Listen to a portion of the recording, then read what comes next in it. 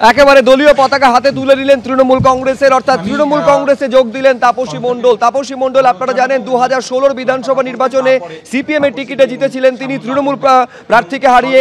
তারপর বিজেপিতে যোগদান করেন, 2021-এ বিজেপির টিকিটে জয়লাভ করেন, আর এবার 2026-এর আগে তৃণমূলে যোগদান করলেন তাপসী মণ্ডল।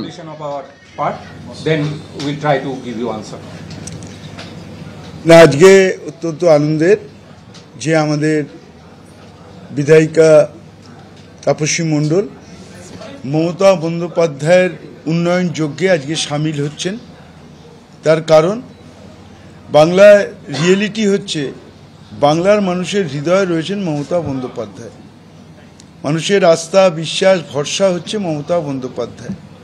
আজকে মমতা বন্দ্যোপাধ্যায় 94টা সামাজিক প্রকল্পের মধ্যে দিয়ে আজকে প্রান্তিক মানুষ, শ্রমিক, কৃষক, ছাত্র, যুব, মহিলা, সংখ্যালঘু, এসসি, এসটি, ওবিসি, মধ্যবিত্ত, নিম্ন মধ্যবিত্ত মানুষ সকলকে নিয়ে এগিয়ে আসার একটা প্রয়াস শুরু করেছেন।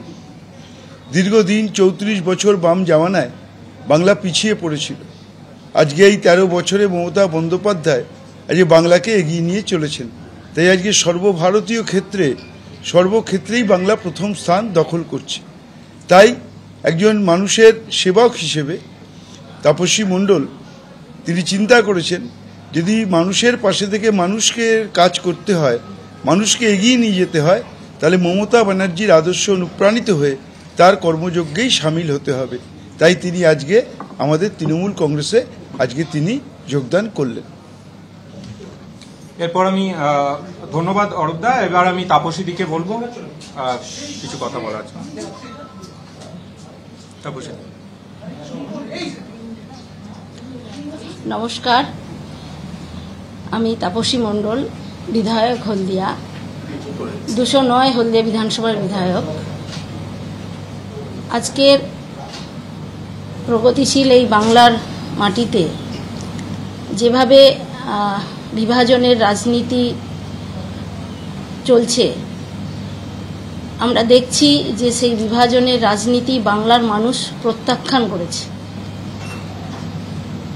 কারণ মানুষকে সঙ্গে নিয়ে মানুষের উন্নয়নে কাজ করাই আমাদের ধর্ম, আমাদের কাজ। সেই বিভাজনের রাজনীতি আমার পক্ষে মেনে নেওয়া কঠিন থেকে কঠিনতর হচ্ছিল। বিভিন্নভাবে তার প্রতিবাদ করার পরেও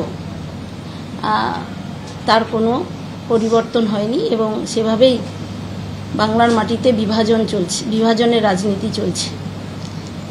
তাই এই প্রগতিশীল বাংলাকে রক্ষা করতে এবং বিশেষ করে আমার হলদিয়ার উন্নয়ন, শিল্প পরিকাঠামো, সর্বোপরি উদ্বাস্তু ক্ষতিগ্রস্ত এবং বেকার যুবক যুবতীদের কর্মসংস্থান, আর্থিক উন্নতি এবং সামাজিক উন্নয়নের পক্ষে দাঁড়িয়ে এবং তাদের জন্য কিছু কাজ করতে যাতে আমি পারি, তার জন্যই আজকের মাননীয় মুখ্যমন্ত্রী মমতা ব্যানার্জির সঙ্গে আমি যুক্ত হলাম এবং তার নির্দেশেই হলদিয়ার উন্নয়ন আগামী দিনে করতে পারবো।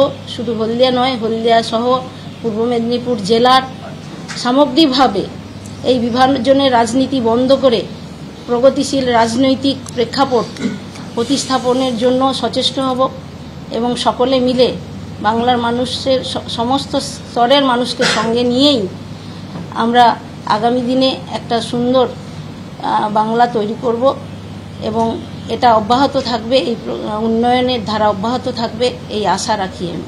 নমস্কার। ধন্যবাদ। শ্যামলদা, আপনি 2-4 কথা বসে উঠুন।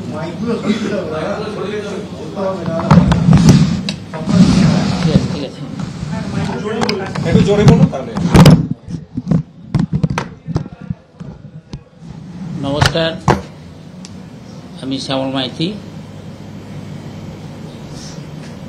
বেশ কিছুদিন ধরে আমরা বিজেপির মধ্যে একটা লক্ষ্য করছি যে গোটা বাংলার যা ঐতিহ্য, গোটা দেশের যা ঐতিহ্য, বৈচিত্র্যের মধ্যে ঐক্য, নানা ভাষা, নানা মত, নানা ধর্ম বর্ণের ভিত্তিতে আমাদের ভারতবর্ষ, সেই ঐতিহ্য আমাদের বাংলা বহন করে। কিন্তু বিজেপি আমরা লক্ষ্য করছি যে তার এক লিডার মূলত একটা হিংস্র রাজনীতি করবার চেষ্টা করছে। তিনি বাংলার বিরোধী দলনেতা হিসেবে নিজেকে প্রতিষ্ঠিত করবার জন্য তিনি গোটা বাংলা জুড়ে একটা হিংস্রতা তৈরি করার চেষ্টা করছে।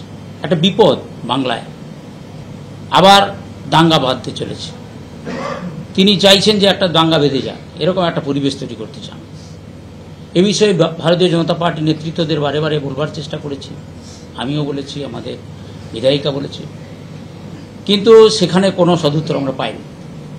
তাই স্বাভাবিকভাবে বাংলাকে শান্তির পরিবেশ বজায় রাখতে আমরা মনে করেছি যে দিদির নেতৃত্বে, মমতা ব্যানার্জির নেতৃত্বে, অভিষেক বন্দ্যোপাধ্যায়ের নেতৃত্বে যাতে পশ্চিমবাংলার যে উন্নয়নের ধারা, শান্তির পরিবেশ, সবে মিলে করি কাজ, সেই ধারার সঙ্গে আমরা যুক্ত হতে চাই। সেই জন্য আজকে আমরা এসেছি।